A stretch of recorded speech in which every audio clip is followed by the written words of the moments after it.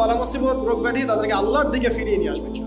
অদ্ভুত একটা হাদিস বললাম, অদ্ভুত বলতে বলছি অ্যামেজিং হাদিস, যে একজন সাহাবী বলছেন, সালমান রাদিয়াল্লাহু আনহু, তিনি বলছেন যে যখন মুমিনের উপর বিপদ আপদ বালা মুসিবত আসে, তখন মুমিনের এই বিপদ আপদ বালা মুসিবত রোগ শোকের বদৌলতে আল্লাহ পাক তার গুনাহগুলোকে মাফ করে দেন এবং তার মর্যাদাকে বাড়িয়ে দেন এবং সে আল্লাহর দিকে ফিরে আসার অনুশোচনা করার সুযোগ পায়। আর যখন কাফের মুশরিক বা ফাসিক মানুষকে এইসব রোগ ব্যাধি বিপদ আপদ বালা মুসিবত ঘিরে ধরে, তার দৃষ্টান্ত সেই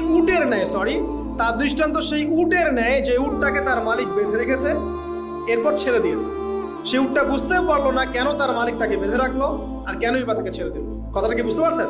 যারা আল্লাহ দ্রোহী, তাদের উপর যখন বিপদ আপদ বালা মুসিবত আসতে থাকে, তারা বুঝে না যে কি জন্য আসলো আর কেন চলে গেল। কিন্তু মুমিন ব্যক্তি যারা মুসলিম, আল্লাহর অনুগত, তাদের বিষয়টা হচ্ছে এমন, বিপদ আপদ বালা মুসিবত রোগ ব্যাধি তাদেরকে আল্লাহর দিকে ফিরিয়ে নিয়ে আসবে।